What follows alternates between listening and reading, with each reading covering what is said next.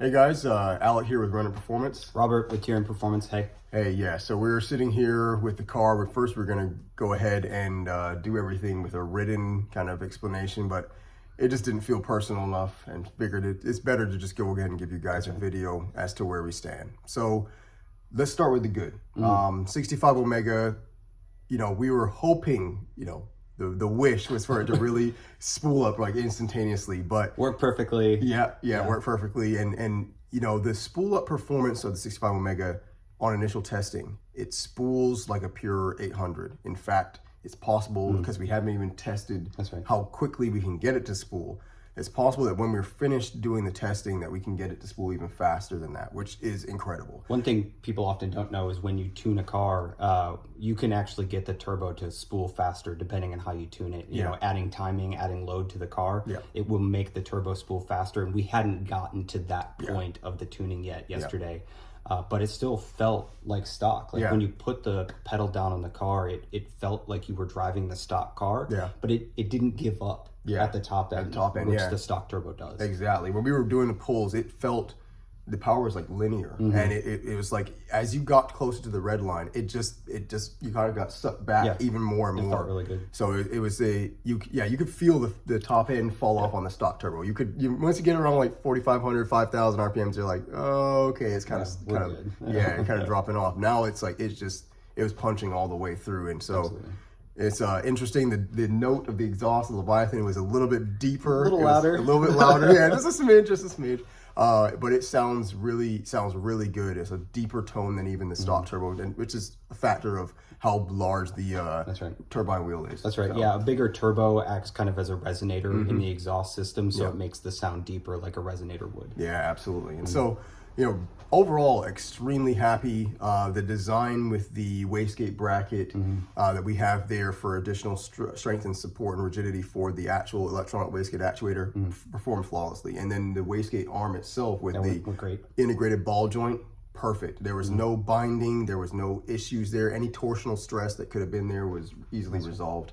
So if you're just catching up on the Remnant Performance Kit, the turbo sits farther out from the block in space than the stock turbo. So Alec had to redesign how that turbo arm or the wastegate arm functions because the motor is in a new place, the turbo is in a new place. So he designed a custom ball joint solution that kind of works around the curvature of the runners coming off the block and still connects in the stock place. So you can just like transplant your wastegate arm from your stock turbo to the new one and have it work exactly the same with no fiddly adjustment.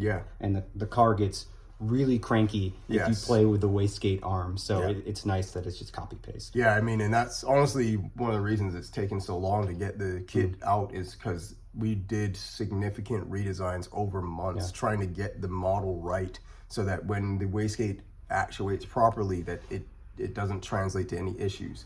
And so the big thing that we noticed was the car immediately responded. Like there was just like Robert said, we didn't have to do any redesign or in the tune or anything like that to account for the wastegate arm. It just went. So it just worked perfectly. So at the end of the day, I think this kit is going to be great, especially people who want to do like track or even just driving it on the road or whatever. It spools up really well. And we started with a base map of like a pure 800, like kind of an optimized map, and we immediately saw it spooled as quickly, but the air delivery was off the charts. So we had to make some significant changes right off the bat because the power is really there. So very promising results, but unfortunately the bad news is what we ran into was the actual wastegate flap is, there's a pin or a shaft that runs through the turbine housing from the wastegate flap internally to the external area so that obviously you can connect the wastegate actuator. And so that shaft, we experienced a failure where it didn't break or anything like that, but it seized. And so we believe what happened was there was thermal expansion there on the turbine housing itself, and that's what caused the issue in that. And so it just got seized up. Now again, the wastegate tried to work it, but it couldn't even move it. And that thing is strong. So it's not the worst failure. It's really not. It's the turbo was great. Everything, you know, if you could worry about anything, the turbo This could is a be good one to worry This is a about. good one. Yeah, it's a good one to have. So it's a really easy fix. It's in machining. They just basically get a couple thousandths difference there. We may, based off of what they're testing here, they may decide to change some of the metals or something like that are used in that spot. But it's a really easy fix. It doesn't really negatively affect a bunch of things, because the biggest time suckers are the actual turbine housing mold itself. That's all done. It's not going to change. So that it's not going to affect us really. We got the molds and the housings are being pumped out now. So it's just going to be, how do we machine them properly so we don't experience this issue again? So net, I mean, guessing 2 to 4 week delay on the dyno. That's, I mean, obviously Alec wanted to get it done today. I wanted to see it done because I wanted to order my turbo this week. But you know, 2 to 4 weeks, that's how long it takes to do the tweak, make a new one, get it shipped here, put it back on the car. So not a biggie. That's why you test prototypes. Yeah, it's a bummer, but of all the types of failures we could have had, this is a small one. And that's very good. And net, it performed. I'm just a customer. I'm a business partner of Alex on another product, but for this turbo kit, I'm just a customer, and it did what I was hoping for, which is to feel like the stock turbo, to respond like the stock turbo, but have a lot higher headroom.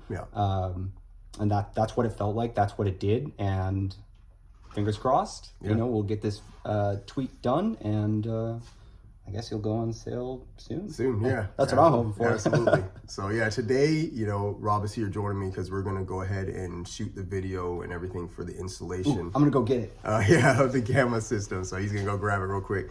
But so it's going to be great. So we'll show you guys, just like we did here. We did a lot of video for the installation of the 65 Omega Turbo Kit. If any of you guys were really feeling like you weren't, there it is, we're going to be, you know, worried about being able to install it, we are highly confident that you can follow that video that we've produced here, and you're going to be able to install it yourself. It's going to be really easy, and we're going to do the same kind of thing here for the Gamma system. So it's going to be exciting. Today you're putting this thing on there. It looks amazing, and we know it's going to perform really well. So we'll get you guys that video footage, and stay tuned, because we'll have, again, testing here shortly. Oh, one other point about dyno results. What we're going to do is we're going to install this today in full, and when we get the new turbo in, we'll just leave port injection off. Intake temperatures are not really a challenge on the dyno, because you let the car cool down between runs. So this versus stock, not much of a difference on a dyno in terms of power. So if you were hoping for 93 octane turbo numbers, stock fueling, that's exactly what you're going to get. And then in the same day, we can turn this on with port injection and then get the 700 wheel horsepower, high octane corn type results, and we don't have to go back to the dyno twice. So that is a silver lining to today or yesterday. So we're on to install this guy. Awesome. Well, thanks guys for the giving us your time for this update, and we're really excited to share with you guys with everything that's going to come out here shortly. Appreciate your support. Peace.